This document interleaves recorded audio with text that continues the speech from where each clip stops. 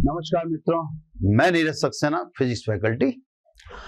Last lecture में अपन क्या नाम से मिसलेनियस टॉपिक भी ले चुके हैं, बैटरी से संबंधित, बैटरी से विच्छेदित।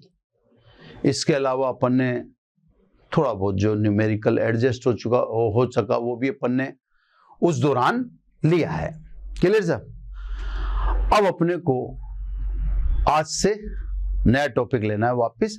अभी अपन संधारित्र में ही हैं, नया टॉपिक उस संधारित्र में नया टॉपिक लेना है। स्थिति ऊर्जा वगैरह ये सब अपन निकाल चुके हैं, बस अब लिमिटेड टॉपिक बचे। अब ज्यादा टॉपिक्स इस धारिता वाले पार्ट में, यूं कहते हैं स्थिर विद्युत की वाले पार्ट में, अब टॉपिक के नाम पर बहुत ज्यादा टॉपिक नहीं है। हाँ, ये जरूर है एक न्यूमेरिकल सेशन लेना है, वो मैनेज कर लेंगे, या फिर मैं बीच बीच में इसमें साथ में न्यूमेरिकल डाल ही रहा हूं, है ना साहब? तो सब अब आज अपने को लेना है आवेशित चालक या आवेशित संधारित्र को जोड़ने पर आवेश का पुनर्वितरण। मैं पुनः समझा दूं कि मैंने आपसे लास्ट टॉपिक में भी कहा था, यानी लास्ट लेक्चर में भी कहा था कि कुछ टॉपिक कॉमन हैं। जैसे मैंने स्थिति ऊर्जा और एकत्रित ऊर्जा कैलकुलेट की थी, तो वहां स्थिति ऊर्जा और एकत्रित ऊर्जा के कैलकुलेशन के समय मैंने कहा था कि ये जो फॉर्मूले बन रहे हैं, U बराबर हाफ CV स्क्वायर, U बराबर half Q square upon C, या U बराबर हाफ QV, ये चालक के लिए भी लागू हैं और संधारित्र के लिए भी लागू हैं। एग्जैक्टली यहां भी मैं यही समझा रहा हूं कि आवेशित चालकों को जोड़ने पर या आवेशित संधारित्रों को जोड़ने पर, है ना? तो मैं पहले तो लिख देता हूं ताकि फिर मेरे को बार बार लिखना पड़ेगा। आवेशित चालकों ऑब्लिक आवेशित संधारित्रों को जोड़ने पर आवेश का पुनर्वितरण। क्लियर सब? तो मैंने पूरा टॉपिक लिख दिया कि अपन जो लेक्चर स्टार्ट कर रहे हैं उस लेक्चर में आवेशित चालक भी या आवेशित संधारित्र, है ना, दोनों को जोड़ेंगे, चालक को चालक से या संधारित्र को संधारित्र से। जब इन्हें जोड़ते हैं तो आवेश का एक बॉडी से दूसरी बॉडी में स्थानांतरण होता है। बॉडी यहां पर मैंने आपसे कह रखा है, वो चालक भी हो सकती है, वो संधारित्र भी हो सकती है। ये बार बार बोलने की मेरी आदत है, लेकिन मैंने अब लिख भी दिया है ना, कॉमन टॉपिक है। अब आवेश के इस पुनर्वितरण में आपको एक बार के लिए लगेगा कि टॉपिक कैसा टॉपिक हुआ, तो इसके साथ एक न्यूमेरिकल अटैच कर देंगे ताकि आपको लग जाए कि हाँ टॉपिक था ये। क्योंकि कई चीजें ऐसी होती हैं जो बच्चे को केवल एक्सप्लेन करने के लिए होती हैं, तो ये वास्तव में ये कोई टॉपिक नहीं है। ये बस आपको एक तरीका बताया जा रहा है कि जब चालक जोड़ेंगे या संधारित्र जोड़ेंगे तो आवेश का रीडिस्ट्रीब्यूशन कैसे होता है दोनों के बीच में, उसका विश्लेषण कैसे करना है। तो ये टॉपिक उस विश्लेषण को बताता है। तो एकाएक जब ये टॉपिक क्लोज होगा तो आपको भी नहीं लगेगा कि टॉपिक क्लोज हो गया क्या। तो मैं पहले से सारी भूमिका तैयार कर रहा हूं कि ये एक एनालिसिस है। जब आप आवेशित चालकों को जोड़ेंगे या संधारित्रों को जोड़ेंगे उस समय ये विश्लेषण काम आएगा। ठीक है साहब? तो साहब ये मैंने आवेशित चालक ले लिए A और B। दो बातें आप बिल्कुल ध्यान रखिएगा। चालक गोलाकार हो ये जरूरी नहीं है, वो चित्र बना दिया उससे आप न समझें कि गोलाकार ही लेने थे। किसी भी आकार के आप चालक ले लो, मुझे उससे कोई लेना देना नहीं है। एक को A नाम दे दिया, एक को B नाम दे दिया। A की धारिता C1 है और B की धारिता C2 है। A पर आवेश Q1 है और B पर आवेश Q2 है। A पर विभव V1 है और B पर विभव V2 है। हाँ, ये जरूर है। अभी ये दोनों एक दूसरे से आइसोलेटेड हैं। अभी मैंने इनको जोड़ा ही नहीं है, ठीक है, जोड़ने की बाद में करूंगा। तो सब ये दोनों आइसोलेटेड हैं, एक दूसरे से कनेक्टेड नहीं हैं।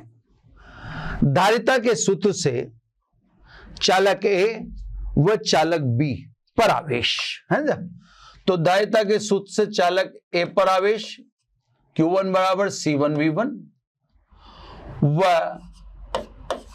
Q2 बराबर C2V2। ये सब धारिता के सूत्र से मैंने ए पर आवेश बता दिया और बी पर आवेश बता दिया। दोनों का किसी प्रकार का अभी कोई कनेक्शन है ही नहीं, ठीक है। कुल आवेश, तो कुल आवेश देखे साहब कितना हुआ Q। अब इस कुल आवेश को मैं Q डैश बोल देता हूं ना, Q बराबर Q1 प्लस Q2 यानी C1V1 प्लस C2V2। चलो साहब, ये तो चालकों को जोड़ने से पहले, ठीक है। तो जोड़ने से पहले तो कुछ करिश्मा होना ही नहीं है, तो आप भी और मैं भी दोनों ही, अभी तो कोई अचरज में जाने वाली बात है ही नहीं, अभी तो दोनों आइसोलेट हैं। अब बात समझो, है ना। अब जोड़ने के बाद, है ना, जोड़ने के बाद, इसका मतलब ऊपर वाला जोड़ने से पहले की घटना है। चलो सब, अब आपने क्या किया, ए और बी जिनकी धारिताएं C1 और C2 हैं, इन्हें नगण्य धारिता के तार से जोड़ दिया। आप तार से मत दो, डायरेक्ट टच करा दो, मेरे को उससे कोई लेना देना नहीं है। पर ये नगण्य कहने का मतलब ये है कि यहां पर बाहर से कोई चालक नहीं आता हुआ माना जाएगा। इससे मैंने चालक जो था, धारिता किसी की नगण्य होती नहीं, लेकिन अपन ने लिख दी कि नगण्य धारिता के तार से जोड़ दिया। इसका मतलब आप समझ जाओ कि ए और बी को टच करा दिया, है ना। अब ध्यान से सुने, क्योंकि जो घटना पढ़नी थी वो अभी है, वो तो जोड़ने से पहले की घटना है ना। तो जब आवेशित चालकों को नगण्य धारिता के तार द्वारा या सीधे हम स्पर्श करा देते हैं, तो स्वतः, अब ये लाइनें सुनना आप ध्यान से, लिख भी सकते हो आप, तो आवेश स्वतः उच्च विभव से निम्न विभव की ओर प्रवाहित होगा। दोबारा इस बात को सुने, स्वतः पर विशेष आपका मैं ध्यान चाहूंगा, वो मैं बाद में आपको बताऊंगा विषय। तो जब आवेशित चालकों को तार द्वारा नगण्य धारिता के या हम डायरेक्ट टच करा देते हैं, तो स्वतः आवेश उच्च विभव से निम्न विभव की ओर तब तक गमन करता है जब तक कि चालकों के विभव समान नहीं हो जावे। इस समान विभव को हम उभयनिष्ठ यानी कॉमन वोल्टेज कैपिटल V से दर्शा देंगे। तो सब जोड़ा हमने, जोड़ेंगे तो आवेश तब तक बहेगा जब तक विभव समान नहीं हो जावे। उभयनिष्ठ विभव अपन ने मान लिया V, अब इक्वल हो गया, क्योंकि आपने बीच में किससे कनेक्शन दिखा रखा है, तार से। तो अब आप V1 V2 लिख ही नहीं सकते, उस समय लिख सकते हो, है ना। अब क्या है कि हमें ये तो बताया नहीं जा रहा कि V1 बड़ा है या V2 बड़ा है। अभी जैसे आपको कोई बता देता कि V1 बड़ा है, तो आप समझ जाते आवेश A से B की ओर गया है। अगर मैं बता देता कि V2 बड़ा है, तो आप समझ जाते आवेश B से A की तरफ आया होगा, क्योंकि अपन ने विभव जब पढ़ा था या विभव का भौतिक महत्व जब पढ़ा था, तो साफ कहा था कि साहब आवेशित चालकों को जोड़ने पर धन आवेश का प्रवाह सदैव उच्च विभव से निम्न विभव की ओर और ऋण का प्रवाह निम्न से उच्च विभव की ओर होता है। लेकिन यहां तो आपको यह बताया नहीं जा रहा है कि V1 बड़ा या V2 बड़ा। तो हम कयास ही लगा सकते हैं कि या तो आवेश A से B गया है या B से A आया है, हमें क्योंकि यह पता नहीं है कि V1 और V2 में से कौन अधिक है। तो साहब कुल मिलाकर आवेश का तो स्थानांतरण हुआ है, चाहे वो ए से बी हो चाहे बी से हो, क्योंकि V1 V2 के मान न होने के कारण फाइनल नहीं हो पा रहा। जब आवेश का स्थानांतरण हुआ है तो अब आवेश को मैं Q1 तो कैसे लिख दूं और मैं Q2 कैसे लिख दूं? तो साहब अब मैंने मान लिया इस पर आवेश Q1 डैश और इस पर आवेश मान लिया Q2 डैश। अभी मुझे ये पता नहीं है कि Q1 डैश अधिक है या Q2 डैश अधिक है, क्योंकि हमारे को टॉपिक में ये नहीं दिया जा रहा कि इन दोनों में से किसका विभव अधिक था। अगर बता देते कि V1 बड़ा है तो मैं समझ जाता आवेश जोड़ने पर ए से कहां चला गया होगा B, और ए से B चला गया होगा तो Q डैश घट गया, किससे? Q1 से, क्योंकि मान लो ये 100 माइक्रोकूलाम रहा और 25 माइक्रोकूलाम उधर चला गया तो ये तो 75 ही हुआ है ना। ये अपन विभव के पता न होने के कारण कह नहीं सकते कि विभव बड़ा है या विभव आवेश बड़ा है या घटा है। अब जोड़ने के बाद आवेश Q1 डैश और आवेश Q2 डैश आप बता दो तो अपना टॉपिक खत्म हो जाएगा, क्योंकि अपन कह रहे हैं संधारित्रों को जोड़ने पर आवेश का पुनर्वितरण। तो पुनर्वितरण तो पता पड़ जाएगा ना भाई, जैसे Q1 डैश बताते पुनर्वितरण पता पड़। जैसे सपोज फॉर एग्जांपल मान लीजिए आपने कह दिया ये 100 माइक्रोकूलाम है और ये 125 माइक्रोकूलाम है फॉर एग्जांपल, अभी मैं मिटा दूंगा ना। अब वितरण हुआ Q1 डैश बता दो, मान लीजिए Q1 डैश बता दिया मैंने 75 माइक्रोकूलाम।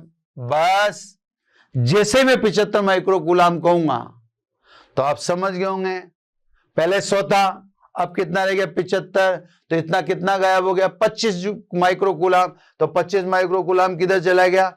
इस पे चला गया। इसका 125 के बजाय अब कितना हो गया 150। तो Q1 डैश बताते ही पता पड़ गया आवेश का पुनर्वितरण। इसी प्रकार मान लीजिए आप मेरे को Q1 डैश नहीं बताते, मत बताओ, चलो मुझे आप Q2 डैश ही बता दो।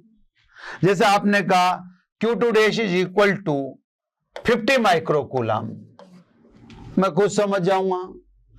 पहले कितना था 125 माइक्रोकूलाम, अब कितना रह गया 50 माइक्रोकूलाम, तो कितना चला गया 75, 75 चला गया, तो इधर कितना हो गया 175 माइक्रोकूलाम। तो मेरे कहने का मतलब यह है कि जोड़ने के बाद मुझे आप या तो Q1 डैश बता दो या मुझे Q2 डैश बता दो। जब आप मेरे को Q1 डैश और Q2 डैश बता दोगे तो स्वाभाविक है मुझे मेरा टॉपिक खत्म हो जाता है। तो यही मैं आपको शुरू में कह रहा था कि इस टॉपिक में सबसे बड़ी समस्या यह है कि टॉपिक ही खत्म होने लग गया, आपको बात समझ में इसलिए न्यूमेरिकल डालना जरूरी हो जाता है ना। तो हाथों हाथ में छोटी सी चीज डाल दूंगा ताकि आपको समझ। तो जोड़ने के बाद उभयनिष्ठ विभवांतर, इसको कहते हैं कॉमन वोल्टेज, मतलब उभयनिष्ठ विभव, उभयनिष्ठ विभव कैपिटल V हो। दायता तो ठीक है, इसकी C1 थी, इसकी C2 है, वही बाद में है। तो दायता के सूत्र से Q1 डैश बराबर C1V व Q2 डैश बराबर C2V, ठीक है ना। चलो सब यही करना था अपने को कि Q1 डैश निकालना था और Q2 डैश निकालना, लेकिन अब एक चक्कर पड़ गया। क्या चक्कर पड़ गया वो देखो ध्यान से। ये चक्कर पड़ गया कि V उभयनिष्ठ विभव क्या है, इसको कैसे कैलकुलेट करें, क्योंकि V नहीं आएगा तो Q1 डैश नहीं आएगा, Q1 डैश नहीं आएगा तो पुनर्वितरण का पता ही नहीं पड़ेगा। इसी प्रकार V पता नहीं होगा तो Q2 डैश का पता नहीं पड़ेगा, और Q2 डैश का पता नहीं पड़ा तो पुनर्वितरण का पता पड़ेगा ही नहीं। तो साहब V कैसे पता करें? चलो साहब ऐसा करते हैं, अभी भी देखा कुल आवेश निकालते हैं अपन। कुल आवेश कितना लिख दें? Q डबल डैश लिख दें, वहां भी लिखा था अपन ने Q1 dash plus Q2 dash C1V C2V, तो C1 प्लस C2V कॉमन आ गया, समीकरण 4। अब सब अपना मोटिव है केवल V का पता करना, तो साहब 2 और समीकरण 4 से आवेश संरक्षण के नियम से आवेश जोड़ने से पहले और जोड़ने के बाद समान होना चाहिए। तो साहब सीधी सीधी बात, आवेश संरक्षण से, ठीक है ना, आवेश संरक्षण से जोड़ने से पहले और जोड़ने के बाद, अतः या इसलिए उभयनिष्ठ विभव कितना? Q1 plus Q2 upon C1 plus C2, मतलब कुल आवेश बटा कुल धारिता। तो साहब इससे आप कैपिटल V निकाल लो। इसका हालांकि एक और तरीका है, इसको क्लोज कर दूं पहले, फिर मैं दूसरे तरीकों को बता देता हूं, है ना। दूसरा तरीका क्या? Q1 और Q2 का मान रख दो आप। ये जैसे आपने लिखा है Q1 प्लस Q2, तो Q1 Q2 का मान रख दो, ये V आ जाएगा। Q1 का मान C1V1, Q2 का मान C2V2, तो ऐसे रख दो C1V1 प्लस C2V2, कुल धारिता C1 प्लस C2। तो साहब आपके पास एक मेथड तो ये है और एक मेथड ये है ना, 2 मेथड हैं उभयनिष्ठ विभव कैपिटल V ज्ञात करने के। आप दोनों में से जो भी आपको न्यूमेरिकल में दे रखा है, आपको सेकंड वाला सूट करता है तो वो लो, फर्स्ट वाला सूट करता है तो वो लो, लेकिन V निकालो। इस V को निकाल के कहां रख देना? यहां रख देना। यहां रखते Q2 डैश आ जाएगा, यहां रख दोगे तो Q1 डैश आ जाएगा।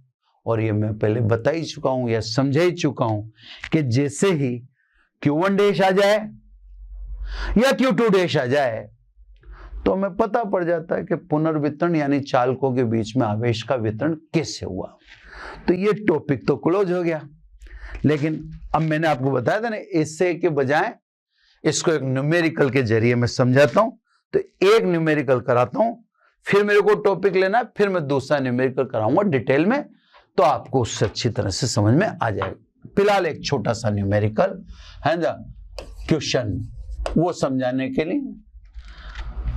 2 माइक्रोफेरेड धारिता यानी 2 इंटू 10 की पावर -6 फेरेड धारिता का एक संधारित्र 150 वोल्ट विभवांतर पर आवेशित है।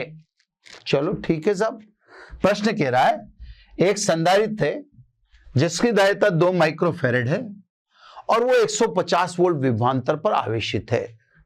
इससे 1 माइक्रोफेरेड धारिता यानी 1 इंटू 10 की पावर -6 फेरेड वाले निरावेशित संधारित्र से जोड़ रहे हैं। निरावेशित, ठीक है सब। तो 2 संधारित्र हो गए, एक तो ये रहा और दूसरा ये रहा, है ना। पहला वाला संधारित्र आवेशित है ना, उसका विभवांतर भी लिख रखा है। दूसरा वाला निरावेशित है। इन दोनों को जोड़ दें तो जोड़ने के बाद प्रत्येक पर आवेश का मान बताओ। अब मैं आपको थोड़ा सा डिटेल समझा। देखा, जोड़ने से पहले देखें, जोड़ने से पहले आप C1V1 प्लस C2V2 बोलेंगे। C2V2 तो 0 दिख रहा है आपको। C1V1 कितना? 2 10 की पावर -6 और 150 यानी 300 इंटू 10⁻⁻6 तो कितना हुआ 300 माइक्रो कूलम।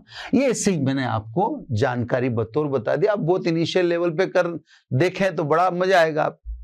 तो साहब जोड़ने से पहले तो पहले संधारित्र के पास आवेश था 300 माइक्रो कूलम, दूसरे के पास तो 0 है, क्योंकि C2V2 तो आप क्या लिखेंगे 0 लिखेंगे। अब जोड़ने के बाद इसने पूछा प्रत्येक पर आवेश। अब आपको मैंने बता रखा है कि पहले उभयनिष्ठ विभव निकालना पड़ेगा। जोड़ने के बाद कोई भी फिजिकल क्वांटिटी निकालनी है तो पहले ध्यान रखना कॉमन वोल्टेज निकालो, उससे बाद कैलकुलेशन चालू करो। तो पहले साहब कॉमन विभव निकालें, उभयनिष्ठ विभव।